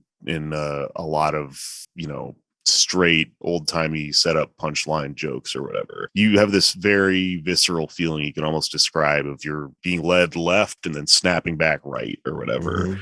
God, I'm struggling to remember that he compared this process to dreams, and he said the dream does this. The dream doesn't need the distraction. It doesn't need the thing that holds your attention in a certain direction, because the dream operates in a different way. It's purely because you're conscious and you're in the conscious and not in the unconscious that you need something to keep all of this stuff kind of behind the scenes for a brief moment. I thought it was really interesting. Yeah, the dream's just trying to keep, the function of the dream is just to keep us asleep. And when it's filtering through the wish, through the different mechanisms that mask and disguise it. Yeah. And it's different for the joke. It's to keep our attention. And so it's that attentiveness. It's in both ways that our attentiveness gets subverted, right? The attentiveness in part of the dream is subverted to allow the wish to be transformed in the dream work. But in the joke, the attentiveness is getting, as you said, misled almost in the magic trick, right? Are you paying attention? Are you watching closely? Like sleight of hand or something, where the magician's hand is moving in one way so that the other hand can do something that, then you see, the product of, and it creates a sense of novelty. I think another thing maybe we should cover just because I don't know if we got to it entirely, is probably the nature of what he describes as the tendentious joke, because he describes a couple of different models of jokes. And I guess what I'm really most impressed about with this book is his ability to fit everything back into this basic underlying model of the economy of the psychic energy and cathexis or whatever. Yeah.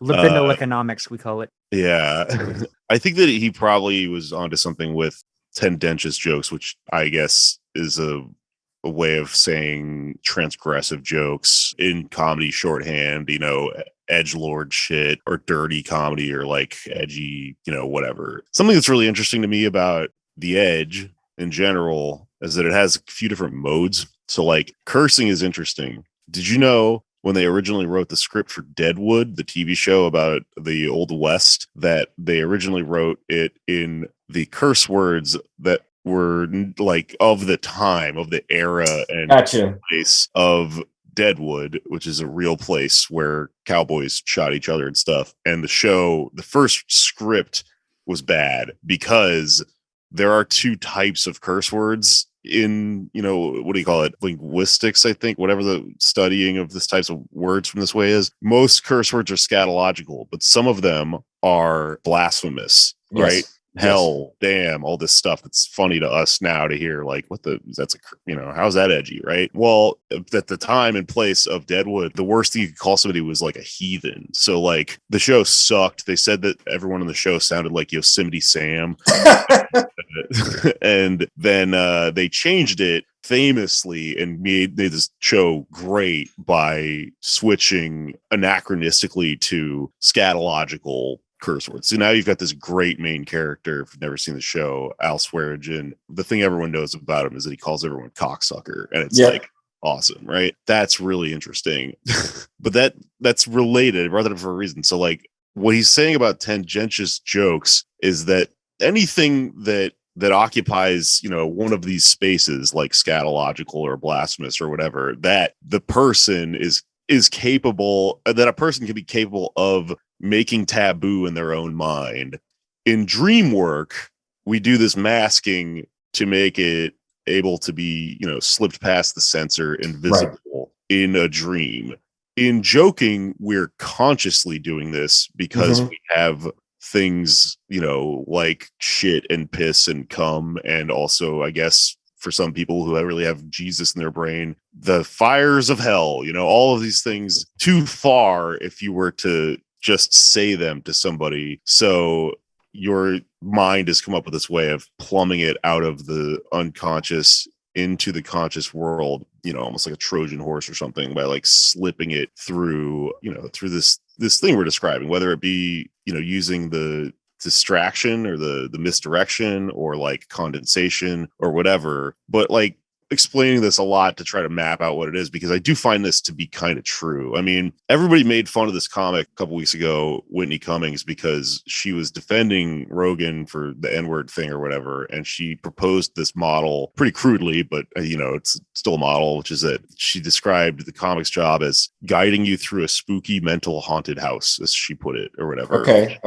It's funny because I think there's some degree to which that is a thing that comics do, but there are complications in the argument she was making about it, or the implication. One being, I think the major thing is to understand that it's probably not Joe Rogan's job to guide black people through the trauma of the N-word, right? That's yes. A black comic could probably do that a lot better, right? And without the audience rejecting the graft in such a way. But that being said, there is, like, if a black comic did that, if a trans comic talks about their own experience to trans people, if the pain is oriented in a way that's dynamically, like, it works better or whatever, then this is a thing that most comics will tell you.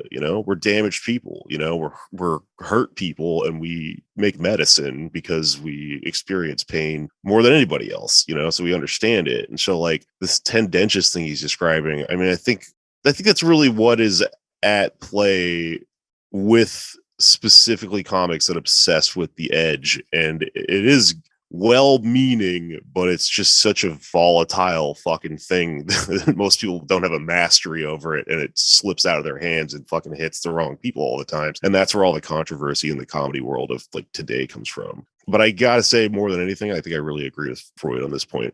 Some things you can't get away with saying, so you say it in a joke, Yeah. Oh, yeah. I'm just fucking with you. Random fact about Whitney Cummings is that I think she has a master's or something, and she wrote, like, her thesis on Baudrillard. I wouldn't be that surprised. She's a store rat, and so is kind of within the realm of, like, the category of people that I'd often make fun of myself. But I've noticed that I've followed her quite a bit, and she doesn't really succumb to a lot of the stuff that the culture of, like, the Comedy Store really warps people into. She does a lot of the time because she's a comic and she works there, but she breaks sometimes, and I've heard her say very smart things, which is why I was a little hesitant to make fun of her over that spooky mental haunted house thing, but I still did, because she's a comic, and we all entered into an agreement with each other. Yeah, you gotta bust each other's balls, right? I mean, that's part of.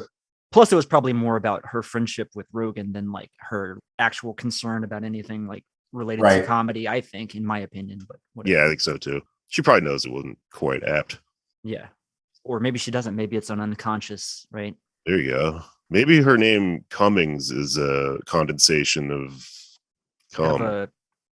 This was great getting to work through some of this. I'm glad that in the end, Freud got you at least partly on his side and didn't completely just turn you off. As I said, I'm glad you skipped that second section, the technical side of jokes, because you've already got that down. So he could have done nothing but further annoy you. He's approaching this work, at least in the guise of science. And so there is that air that gets added to his technical side. So, I can't fault him for trying to proceed in that mode. And he's not a stand-up comic, he's in general, give him 3 stars, maybe 3.5 stars. I think I'm going to go back and probably read the whole thing at my leisure at some point. Maybe I'll hit you guys up and we'll do a follow-up or something, because I love it. When I was reading this, I think I was actually really impressed. Like I said, I'm skeptical of Freud, it's just stuff that I'm like, I don't think holds up. And I think it's pretty common reading of him. But I mean, the jokes that he references are bad a lot of the times, but I don't think that's because of him. I think it's because of the nature of comedy, because comedy is temporal. It's highly temporal. It's the most temporal art. So, I could write a fucking joke book this year, or write a book about jokes this year and put it out next year, and nobody would remember what the fuck Let's Go Brandon was, or right. This thing happens with especially if you're a Twitter freak, I mean, think about an old meme, it'll bum you out. I was thinking about It Me the other day, and I was like, man, people were saying that like 6 years ago, and like, God, why do I still remember this? And why have I been through a million jokes since? So I think that's part of what's going on there. and he's a Austrian Jew from fucking over 100 years ago. So He doesn't share the same repressions as us. Exactly. It's true. Not 100% at least. Yeah, we all have different repressions and stuff. But if the model is scientific, then it works with jokes from our time. And I think it kind of does. So I have to kind of hand it to him. Yeah, I mean, Lenny Bruce, one of the greatest comics of all time, functionally unlistenable at this point, just because so much time has passed and no one is thinking about Spiro Agnew's dog or whatever the fuck. Right.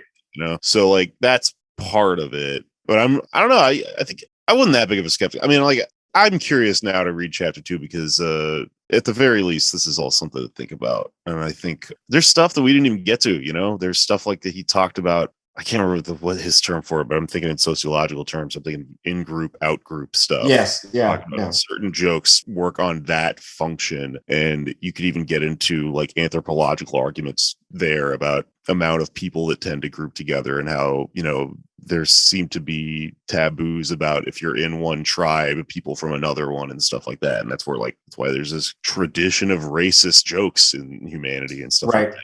Like him talking about the jokes that non-Jews make about Jews versus the jokes that Jews make about Jews. And he kind of goes through the subtleties of that. And he wonders if there is any other ethnic group that is able to make fun of itself so well.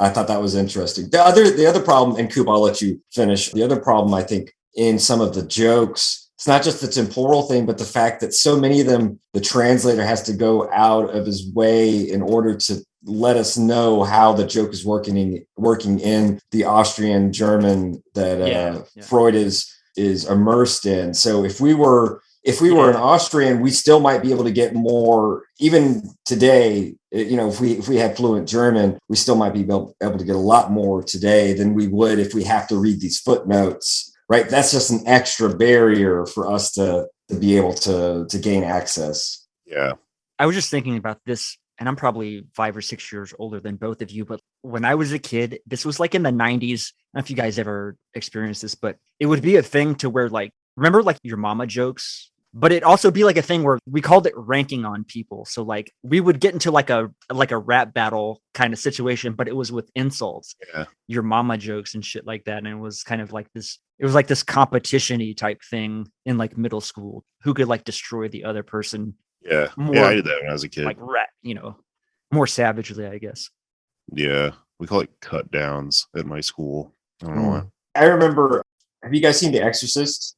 There's the scene where she says to the priest, "Your mother sucks cocks in hell." This was one of those phrases that, obviously it adds the pornographic with the blasphemous. It's like a double tendentious joke. And I remember a friend that I just met asking me, was going to make a yo mama joke to me, but stopped themselves almost mid joke and said, like, is your mom still alive? Like almost sensing that they knew my mom was dead, and I looked at him deadpan and said that line, like, my mother sucks in hell. And that was like better than any your mama. And they joke. slapped you. I was just thinking about how I used to use humor as a defense mechanism, not just in grieving, but as a child when I would be getting picked on for my name, like being called Gaylor and shit like that. Just all the jokes we all deal with, and learning to self-denigrate and learning to be funnier than they were, making fun of myself. And you get them to laugh, and then you kind of win them over to your side. Right.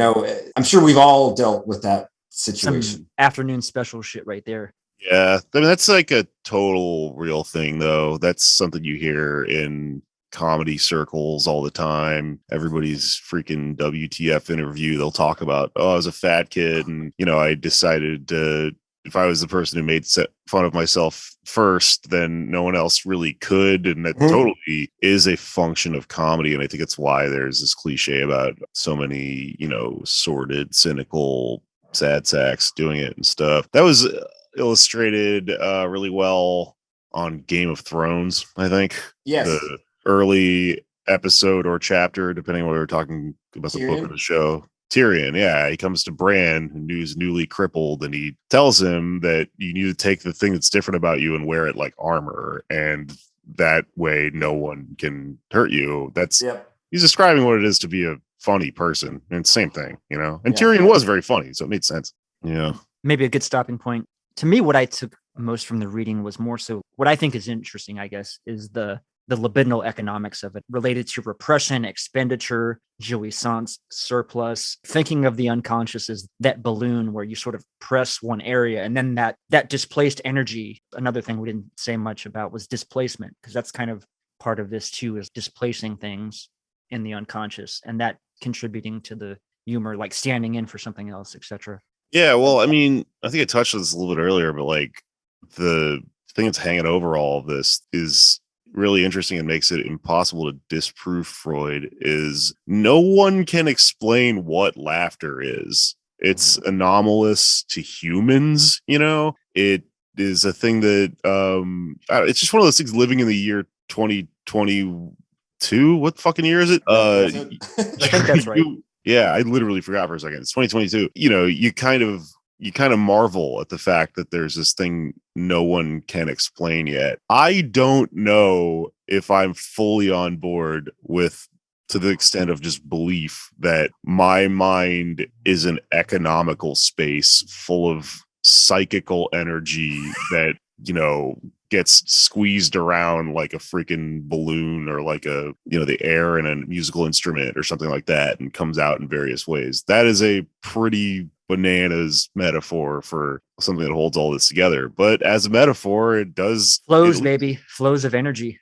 I mean, it works well enough to where it at least implies like the shape of a thing, you know, and that's better than anybody else I know has got it at this. I mean, I literally I was curious about comedy as a young person when I was deciding to try comedy, and I was, you know, super stoned and super young and thinking about this. And I was, why don't animals laugh? What is this? Why do we never think about this? Why can't you go to college and read a book that explains this? What the fuck? And then I just became obsessed with it forever for that reason. It's a fucking mystery, you know. It is the stuff that exists in philosophy. It's like looking at the moon or something and not being able to quantify it or qualify it.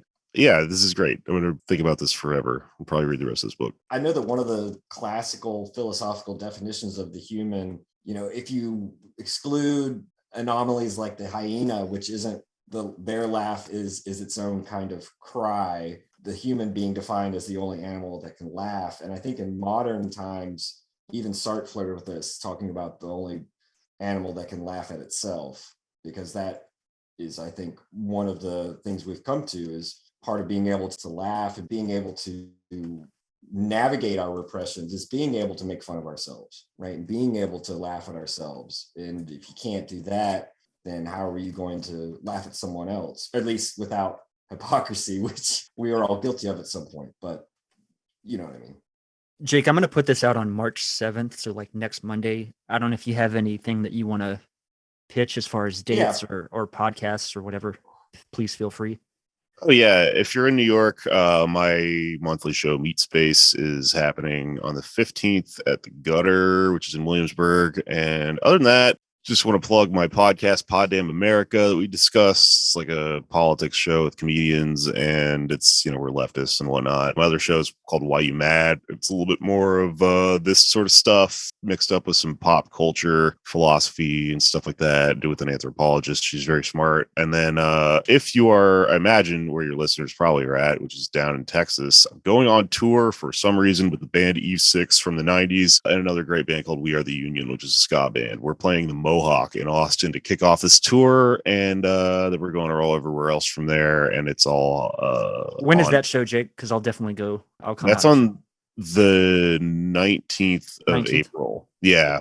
And yeah, I'll I think I can get you in probably. I've got a little guest list if anyone else is listening. These shows are selling out. We booked the Comet Ping Pong Pizza restaurant in oh my god, as a joke, and we sold out 2 nights in a row. So if you are interested in checking out tour dates, it's a nationwide tour. The dates are all on Eve 6's website and my website, and they're selling out. So get them while you can. I'll link those in the show notes as well. The Comet is famous for that one thing that happened with the assault rifle. Yeah, it's where Hillary Clinton rapes kids.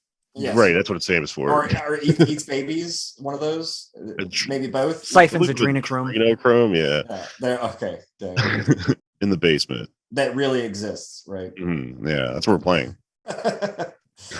Well, Jake, thanks so much for coming on the show. It was nice getting to meet you. I know you've interacted with Coop before. This was a blast, honestly, and I'm so glad you did this with us. We'd be happy to do more something like this. Maybe do some Zizek jokes next time. Look at those as a model. Alenka Zupancic wrote that book on jokes as well. That might be interesting to look at or something. Although that's a lot harder. Yeah, I don't know, man. I'm totally into it. So yeah, thanks for having me. This is a great time. I'm so glad I did this. Love theory. And I definitely feel like while I'm reading stuff like this, I'm like devoted my life to this thing. I should probably look at what people think about this, And so I'm really glad we did it. So thanks for putting all this together. Once again, thanks to Jake Flores for joining us. But that will be this week's edition of the Machinic Unconscious Happy Hour with Cooper Cherry and Taylor Atkins. Peace. The very roots of evil, of negativity and singularity, including the ultimate form of singularity, which is unconscious. To the whole state of things, the pure violence without object anymore. This is the typical violence of information.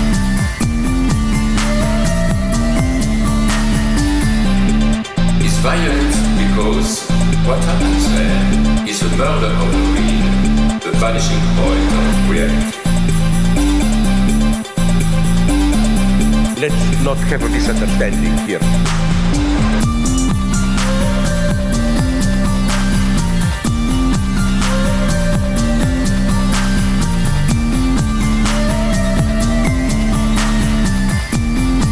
What I meant is the following. With nothing left but recycled, whitewashed, lobotomized people, as in Clockwork Orange.